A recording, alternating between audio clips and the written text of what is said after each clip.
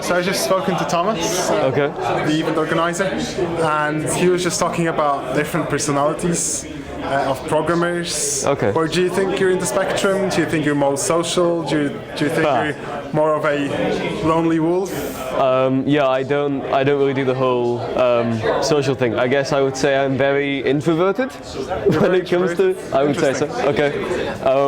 Yeah, I like to do projects on my own and just see how far I can get working on things. And so you don't like teamwork then, or are you not sure how you feel about it? Well, I'm not sure, because I didn't think I liked teamwork, but it turns out that I hadn't done anything on a large scale before, and now working with a few people and actually sitting down and getting things done, it's different, and I'm actually enjoying it a lot more than I thought that I would. So I didn't like teamwork. I think maybe now I do. So coming to the hackathon actually from a lonely wolf makes you a bit more of a social person then? Yeah, definitely, and in a good way as well. I don't feel like I've been forced to interact with people and socialize. It's just felt natural to get together with people and work. That's good. It's good.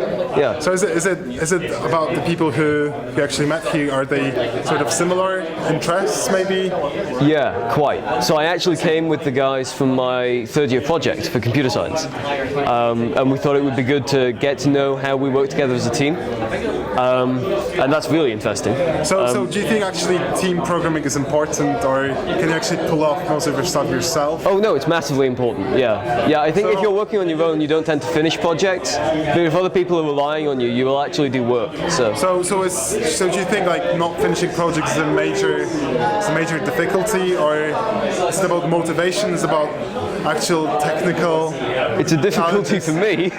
How is it? But how is it so? You get to about 80% complete on a project, and you go, yeah, it's nearly there, but you never quite finish it. You never get to the point where you're satisfied. Is it psychology? Is it actual technicalities? It could be psychology, but I think also when you can see that a project is nearly done and there are a whole lot of other things outside of that project to do, like university or social work, there are just more important things to do, and you can see that it's nearly there, and that's good enough, but you're still not finishing you can't hand that to an employer. That isn't finished, that isn't complete, that isn't polished. So I think this is really training you to finish things in a way that you can be proud of them instead of happy. So have you met any programmers who'd actually finish work, who'd actually finish projects that get things done? I've met a couple. I did scientific programming for a couple of weeks, actually, only last year. And there were some really good programmers there, and that was interesting. It was interesting to meet people who were really enthusiastic about what they were doing. So they would finish projects, and they were eager to learn.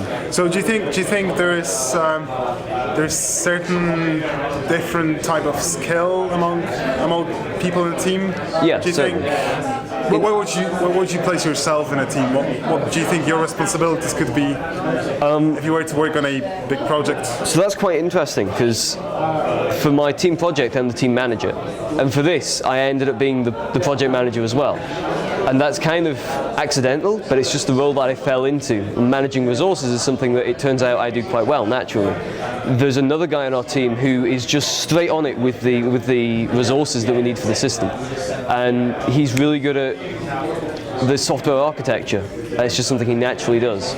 So I think, yeah, working in a team really helps you to understand your own strengths. And there are a lot of individual things that people in a team have to do that are really important, but you don't understand them when you're working on your own.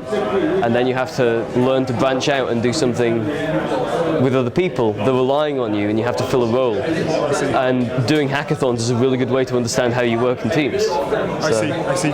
So what is it you're doing with your team this hackathon? What are you working on?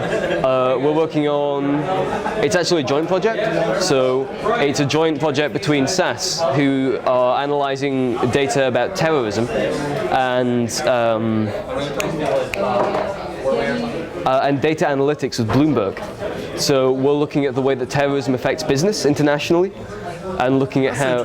Yeah, it's fascinating, and seeing how, say, resources stop coming out of a country, or there's a trade embargo. How does that then affect business in other countries, and how does that affect? How does terrorism within a country affect business outside of that country, and other things that are related to that? I see. Yeah. Do you think you're going to do well? No. No. Why is that? Why is that? Is it just pessimistic nature? No.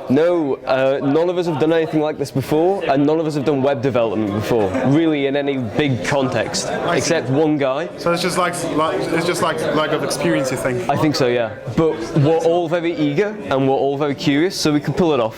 So do you think it is the competitive nature that will drive you, or do you think it's rather possibility to learn something new? It's different for different members of the team. For me, it's enthusiasm. I'm very enthusiastic about what I get into.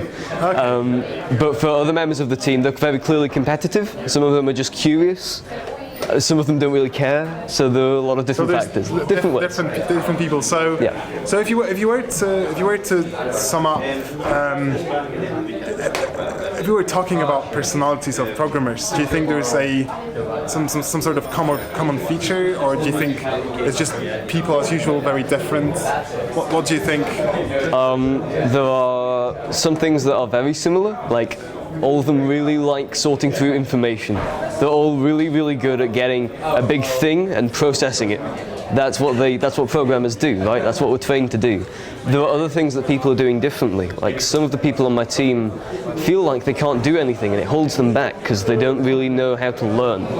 And other people on the team realize that there's something that they need to do, some hole that they need to fill, and they go out and they learn it, and they're looking up like wikis, and they're looking up documentation, and very different personalities when it comes to learning. And I think that's really important, because you don't have all of the tools that you need to complete a project, and you have to be able to be dynamic enough to finish it, and to learn on the go, and just pick up the skills that you need as you need them.